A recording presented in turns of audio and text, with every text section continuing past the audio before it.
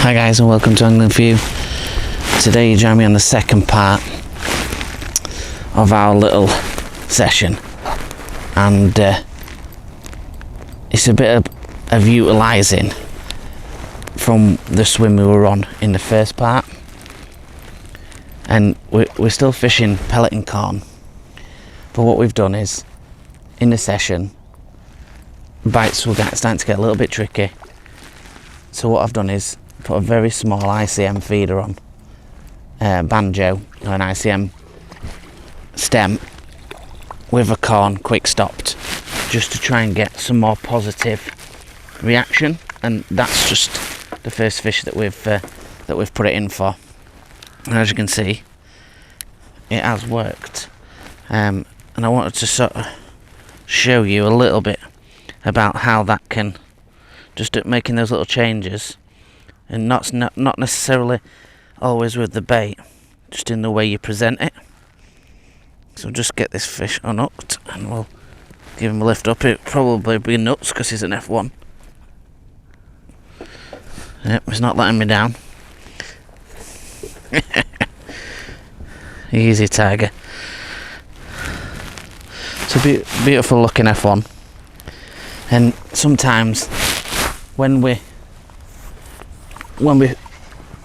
getting the fish going like we did earlier on, they start to slow down a little bit, and sometimes a little difference of changing that about can make the difference.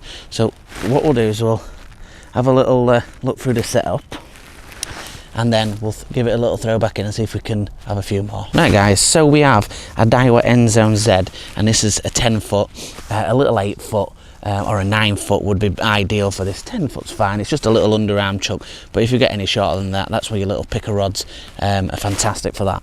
So that's coupled with a Daiwa Ninja double handle, and it'll got £5 Maxima on, and then we're down to the business end, and this is what I'm going to get a bit closer. I'm sure you've all seen these.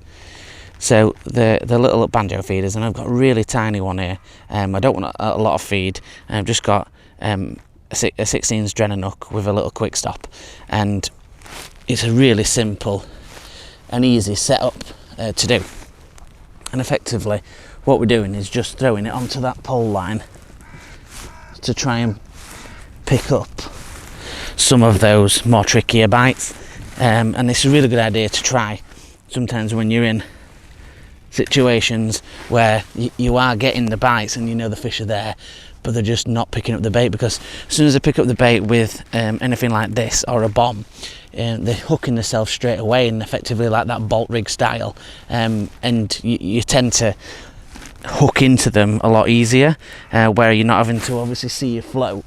You're just waiting for that tip to go around. So what we'll do is we'll bait up.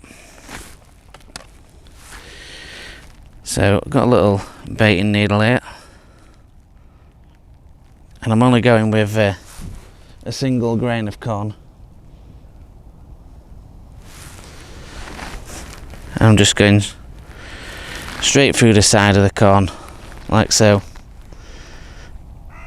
I'm just pulling out that needle, just sitting lovely against, right neatly up against it. Just going to get my pellets.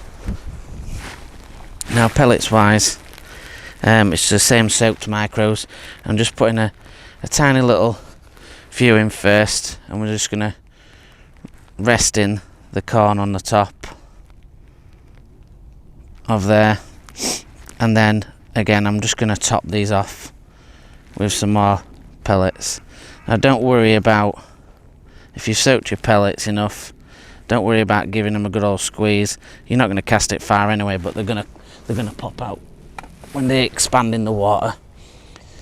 So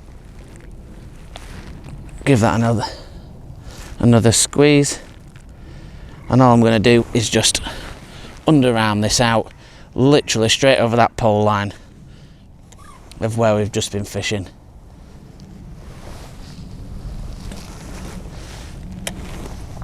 And just sink the tip of the rod.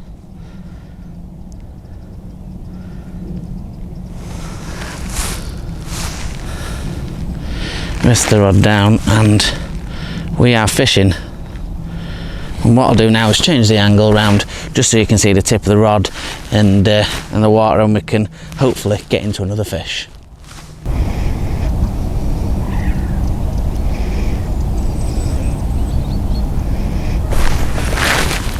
There we go again.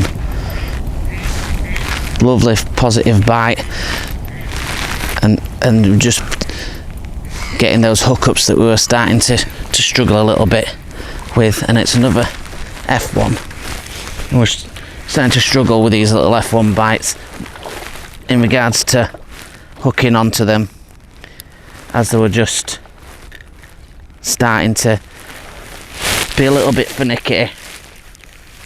And then you can see then in the first sort of 2 casts that we've done, we've got into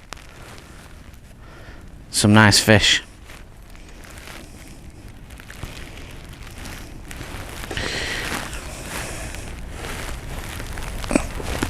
Hooked beautifully in the top lip. Just get that out of the way. Get him in the net. And we'll get back out there and see if we can catch another. Right guys, so I've had a couple of those nice F1's bonus fish on top of a really good day on the pole, and we've got got a nice little net of fish, and really good for a little winter session. And just having that feeder over the top has allowed it to nick a couple more of those fish, and the bites have sort of dried up a little bit now, but that's £5 that we wouldn't have had in his net potentially if we hadn't thrown the feeder in. And it does pay dividend to do those things as well, and give them a little try, and you can have success on them, and even more so in summer with it being quite cold still. It's not as obviously as productive as the summertime, but what we're going to do is we're going to just get the net out, and we're going to have a look at what we've caught over these 2 sessions, and just a big thanks to Aaron for allowing us to put the net into film. And it's actually the first time I've fished willows. I've been to Lindholm's lots and lots of times, but never seemed to settle on willows. I don't know why that is. I've just never been on this one.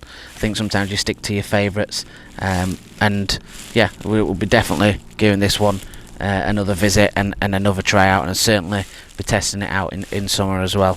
So let's have a look at that net and see what we've caught. Right guys, so you can see a real good net of fish today. I'm not going to mess about too long. I want to get them back in, so what I'll do is I'll get them back in first, and then we'll have a little bit of a sign off.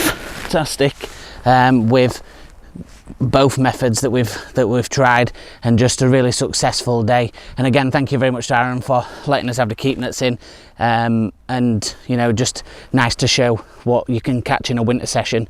So join us on the Facebook Angling For You, join us on the Instagram angling_for_you, like, share and subscribe, and hopefully keep safe, and I'll see you on the next one soon. Tight lines.